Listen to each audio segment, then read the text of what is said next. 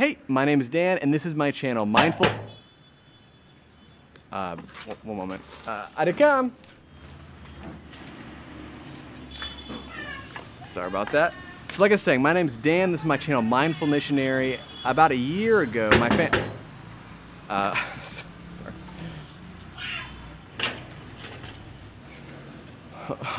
All right, as I was saying, I moved my family here about a year ago to teach the gospel, and ever since that point,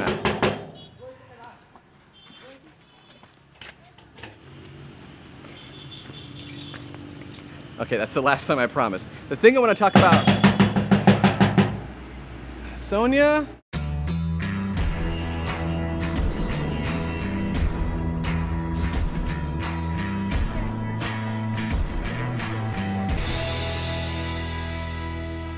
So I could seriously do a pretty long series of videos regarding the cultural clashes that I have while living in Sierra Leone, of times when things don't happen the way I expect them to happen, or I'm used to them happening because I'm living in a totally different cultural context. And of course, I always feel compelled to give in whenever that's the case because I'm the foreigner. But today, I want to talk about just one of those things, and it has to do about how frequently this door behind me gets knocked on. So it might be helpful right about now to share with you guys of where I'm coming from culturally, as far as what I'm used to with where I was living before moving to West Africa. And I lived for about 10 years in Boston, Massachusetts, and it was extremely common if you wanted to visit someone in their home to wait for an invitation. If you were bold, you would kind of ask permission if you could come over and kind of, in some way solicit an invitation. But it was unheard of altogether to just show up uninvited with no heads up or notice. That was just the culture there. So that just means that, first of all, we didn't have that many people come and visit in the house. A lot of times we would meet up in different other places outside of our home. But that's just kind of where I'm coming from. So contrasting that with what I am experiencing in Sierra Leone is a night and day difference. So I would say, and this fluctuates a little bit, that we get anywhere from 6 to 10 visitors in our house a day. And I would say almost all of those are unexpected. I mean, they didn't call, they didn't message, they didn't tell us beforehand. They just knock on our door and want to chat and just want to greet us. And that's something that I've gone through multiple phases of how I feel about it. My first initial feeling when we first moved to this place, and just all the time there were knock, knock, knock, knock, knock, knock visitors that wanted to come and swing by and just talk. Never for very long, but just being able to visit and greet us. My first instinctual response to that was, this is wonderful. This is absolutely marvelous. Like, I love visitors. Felt so loved and so welcomed in the community. It was wonderful. But then about the 6th month mark, as I was filling up my schedule more and more and kind of getting busier with the work here, I think there was a little bit of a mentality shift of wow, this is taking up a lot of time. Maybe I'd just be settling down to study or to read or to have a conversation or a Bible study with someone, and then knock, knock, and okay, go over there for 5 to 10, 15, 20 minutes to chat with them and then resume. And then I'd sit down for after 15, 20 minutes and knock, knock. And then it was feel very interruptive of a lot of my schedule and a lot of my day and some of my activities and some of my productivity even. And so I've kind of gone through some ups and downs with how I instinctually feel about the abundance of visitors that we receive here. The one thing I can try to compare this to is receiving a letter in the mail. Everyone loves that. It makes you feel so warm and so loved, and it's just the most wonderful thing because it doesn't happen very often. But then imagine what your life would be like and how you think about it if after a month or two you start receiving 6, 7, 8 letters in the mail every day, and you have to respond to all of them. Suddenly that becomes a lot larger of a chore almost. And so it's kind of what I felt with all these visitors coming is, oh wow, I feel so loved, it's so wonderful, but then wait a minute, this is a huge time suck. And that created a little bit of negativity regarding how I thought about my day and my schedule, and I'm busy and I've got all this stuff going on. And one of the things I feel may be responsible behind me having a hard time with the abundance of visitors is that I busied my schedule so much where suddenly If I receive 6 to 10, anywhere from 5 to 20-minute visits during the day, that's very easily over an hour, hour and a half of my time that I had not planned and anticipated being used for something outside of what I'd scheduled for the day. So that maybe is the one struggle I had. The other struggle I had is that oftentimes when I was measuring my effectiveness or productivity of that day, the thing I had grown accustomed to being able to measure is the amount of Bible studies. And typically what I mean by that is hour and a half long Bible studies. But then I started encountering all these like 5 to 20-minute conversations at my door that didn't really qualify as being like an hour-long Bible study, so I didn't feel like necessarily they were super effective or productive. So there's needed to be a shift in my own thinking and my heart towards like shorter encounters. Like I have plenty of hour-long Bible studies throughout the day, but I think I needed to be able to add more value to those shorter interactions and thinking, how can I use these for the Lord and for service?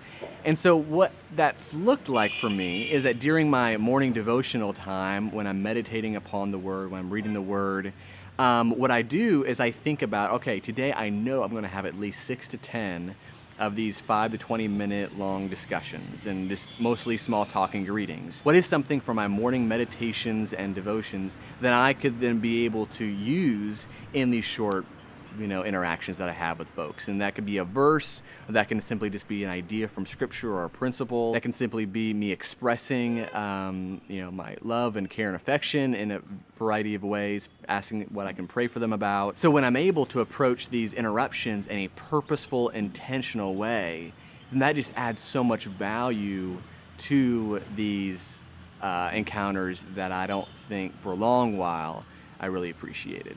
So throughout all of this, there's actually one Bible passage that's been really helpful to me in applying to the abundance of visitors that come my way. And that's this common exhortation that God gives to his people, the Israelites, in the Old Testament. And so several times in Leviticus and Deuteronomy, God instructs his people that they ought not, after they harvest their crops or their vineyards, go back a second time to pick up all the leftovers.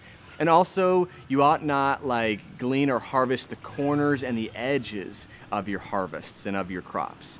And the reason that God gave that instruction to his people is that he wanted his people to be able to provide for the foreigner and the needy that would come traveling or come through their property to have something to be able to eat.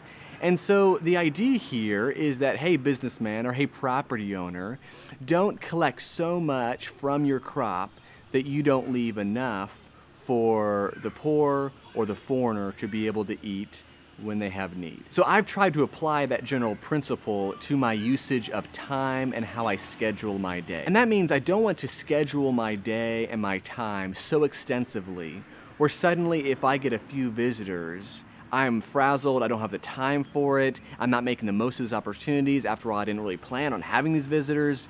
That just, to me, would seem to be in violation of that general principle that's given. That don't schedule yourself so fully to the point where having half a dozen visitors that want to just greet you is something that throws you off or frazzles you or somehow stresses you out because after all, I didn't really plan for this. No, don't extend yourself so fully to the point where that would be the case. The other thing from this passage that's meaningful to me is that when God was trying to motivate his people to obey this command, not to take the leftovers from the crops, not to harvest the edges and the corners, the motivation that he gives to them is, remember that in your past you too were a poor foreigner traveling through a land. In other words, I think what he's saying is, remember to treat other people the way that you would want to be treated. Remember back when you were in a position of need and how much it would have meant to you to have someone who decided not to harvest extensively his crop, but to leave some extra for you.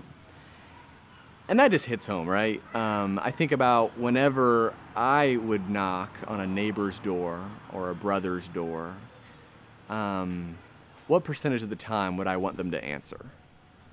100% of the time. And when they answered, it would mean a lot to me that they wouldn't give off the impression that my visit was an inconvenience or that it wasn't something they expected or wanted. And it would mean the world to me if they had thought about our possible visit and even came prepared to share something with me or talk to me about something. That would just make me feel so special. And so that's the type of host I want to be when someone knocks on my door. And ultimately, I think about how this applies to God.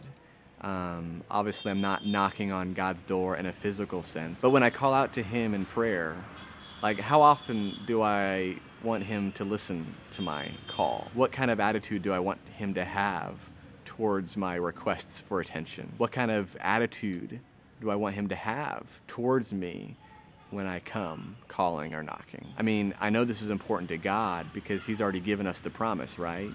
Knock and the door will be open to you. And I know that's not applying to a physical house that we knock on. But the idea is that when we come to God seeking His attention, seeking His presence and His grace and His favor, like, He wants us to know. It's important to Him that we know that He wants to open that door and He wants to be with us. And so I think I have the same obligation to be able to make sure that those that come and want to speak with me and want to talk with me and spend time with me and greet me, that I show them that same courtesy and that same love and that same welcomeness into my life here. And so I know most of you may not live in a culture where you get as many visitors as I do. Maybe some of you do. But I think there are some applications to these principles beyond just when people knock on your door.